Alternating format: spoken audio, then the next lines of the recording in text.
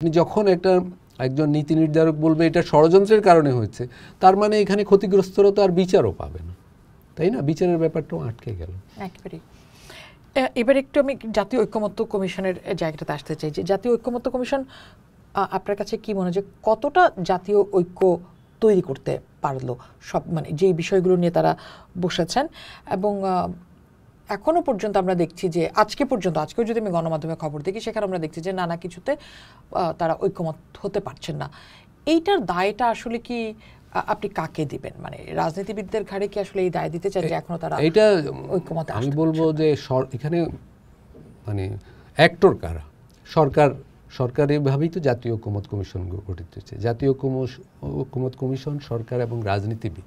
দেখুন, এখানে জনগণ নেই, মানে জনগণের কোনো প্রতিনিধি ওইভাবে নেই। আপনি যদি রাজনৈতিক দলগুলোকে বলেন, 30-35টা রাজনৈতিক দল আছে, তারা ঐকমত কমিশনে অনেকগুলো দল এমন সব দাবি দেওয়া নিয়ে পরস্পরের দর কষাকষিতে লিপ্ত হলো যেগুলো জুলাই শোনা যায়নি। আমি একটা জিনিস শুধু উদাহরণ হিসেবে বলি, মনে করেন সংখ্যানুপাতিক নির্বাচন। আমি ব্যক্তিগতভাবে মনে করি এটা বাংলাদেশের জন্য প্রয়োজন, কিন্তু ঘটনা হলো যে জুলাইয়ে তো এই রাজনৈতিক দলগুলো কখনোই সংখ্যানুপাতিক বিষয় নিয়ে জনগণের কাছে যায়নি। জুলাইয়ের আগে, 24-এর আগে কোনো দলের জন্য কি এটা প্রধান দাবি দেওয়া ছিল? আপনি খেয়াল করুন, ছিল না। বাংলাদেশের সংখ্যানুপাতিক নির্বাচন নিয়ে আমি দায়িত্ব নিয়ে বলছি, প্রথম এটা নিয়ে আলাপ আলোচনা করেন ফেরদৌস আহমেদ কোরাইশি নামে একজন। উনি বইও লিখেছিলেন এটা নিয়ে, উনি বিভিন্ন জনের কাছে প্রচারের জন্য যেতেন। তারপর ছোট ছোট 2-3টি দল এটা নিয়ে 2-একবার সেমিনার করেছে, কিন্তু বড় আকারে জনগণের কাছে কোনো দল এটা নিয়ে যায়নি। কিন্তু জুলাইয়ের পরে দেখলাম এইটাই একটা বড় রাজনৈতিক বিবাদের বিষয় করে ফেলা হলো। এই যে করে ফেলা হলো, এর মানে হলো এর মধ্য দিয়ে জুলাইয়ের যে মূল এজেন্ডাগুলো সেগুলো কিন্তু হারিয়ে গেল। যে পুলিশ বাহিনীর সংস্কার, প্রশাসনের সংস্কার, কোথাও আপনি শুনবেন না এগুলো নিয়ে। বা এই ধরনের যেই গ্রাফিতিগুলোকে, যেই দাবিগুলো এসেছিল সেগুলো কিন্তু আর রাজনৈতিক দলগুলো সেগুলো নিয়ে কথা বলছে না। ফলে আমি বলবো জাতীয় ঐকমত কমিশন রাজনৈতিক দলগুলোর শক্তি পরীক্ষার একটা জায়গা হয়ে গিয়েছিল। আর হলো ঐক্য কমিশনও এমনভাবে ডিল করেছে ব্যাপারগুলো, এটা একটা সোর্স অফ টেনশন হয়ে গিয়েছিল যে ওইখানে এত বিবাদ হচ্ছে, নির্বাচন কি হবে কি হবে না, সেরকম একটা জায়গায় প্রতিদিন ঐকমত কমিশন থেকে যে সংবাদগুলো বের হয়, গণমাধ্যমে আসে আর মানুষ দেখে, মানুষের তখন নির্বাচন নিয়ে আরও সংশয় তৈরি হয়।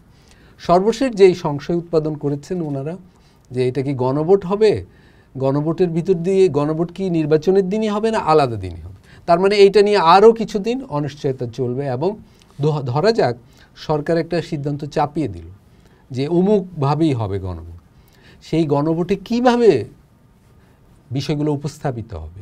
এই 84টা জাতীয় ঐকমত কমিশনের 84টা বিষয়ে ঐকমত হয়েছে, তার মধ্যে অনেকগুলো বিষয়ে অনেকগুলো রাজনৈতিক দলের আপত্তি আছে, অনেকগুলো বিষয়ে অনেক রাজনৈতিক দলের আপত্তি আছে। এখন জনগণের সামনে বিষয়গুলো কিভাবে উপস্থাপিত হবে, জনগণ কিভাবে সিদ্ধান্ত দিবে গণভোটে?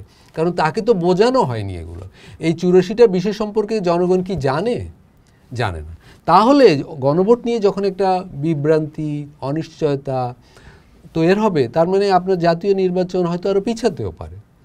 এবং ধরা যাক গণভোটের বিষয়ে রাজনৈতিক দলগুলো ঐক্যমতে আসলো না, তখন যদি কোনো রাজনৈতিক দল নির্বাচন বয়কট করে, গণভোট বয়কট করে, তাহলে কী হবে?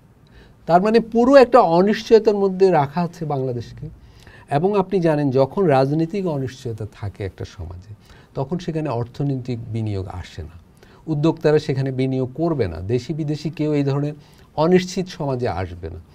এবং এর মাঝে আবার অনেক রাজনৈতিক দল বলছে তারা আফগানিস্তানের মতো দেশ গড়তে চায়, আবার কেউ বলছে তারা অন্য ধরনের দেশ গড়তে চায়। তার মানে এগুলোর কিন্তু জুলাইয়ের অভ্যুত্থানের বাইরের আলাপ সব চলে আসছে।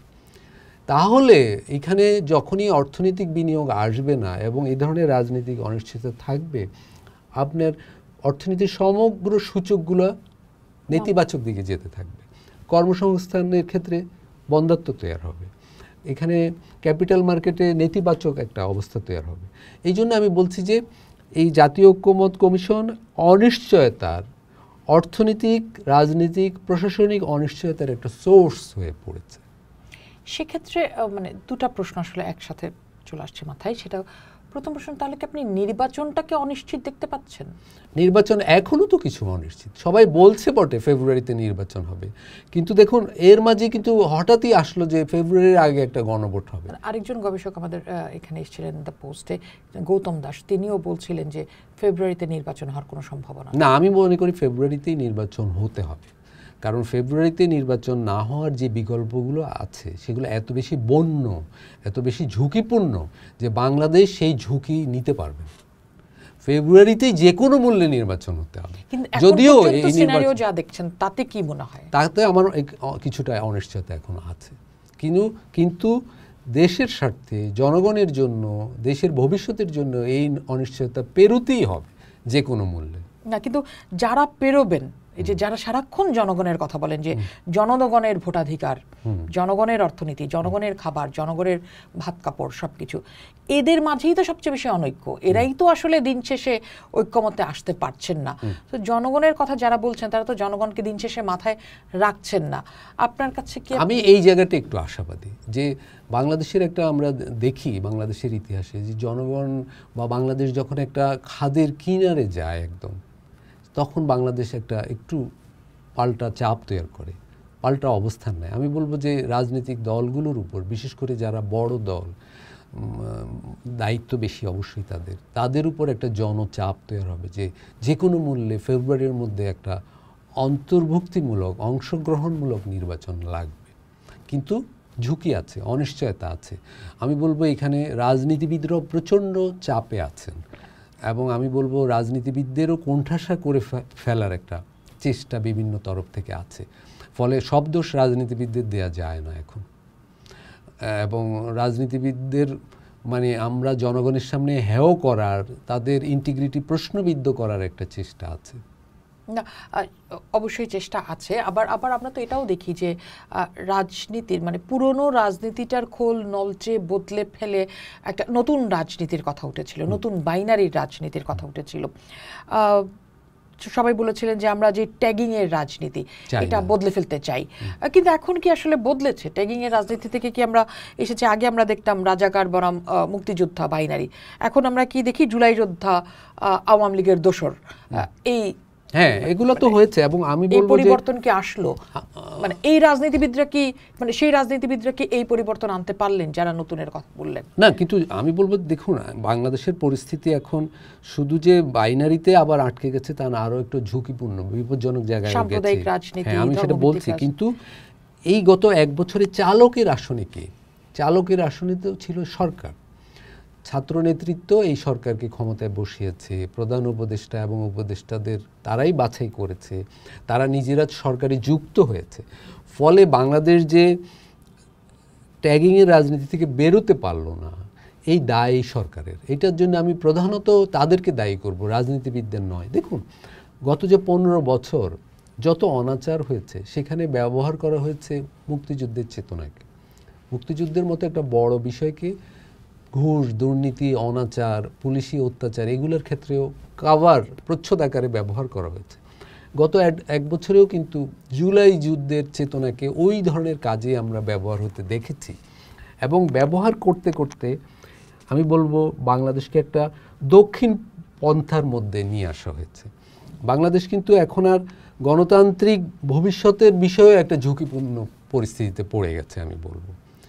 কারণ জুলাইয়ের আগের এক ধরনের অবস্থা ছিল, আমরা অর্থনৈতিক অনাচার, পুলিশি অনাচার এগুলোর ভিতর ছিলাম, নির্বাচন ব্যবস্থা একেবারে ধ্বংস করে দেয়া হয়েছিল, সেগুলো ছিল আমাদের আকাঙ্ক্ষার জায়গা, তাই তো?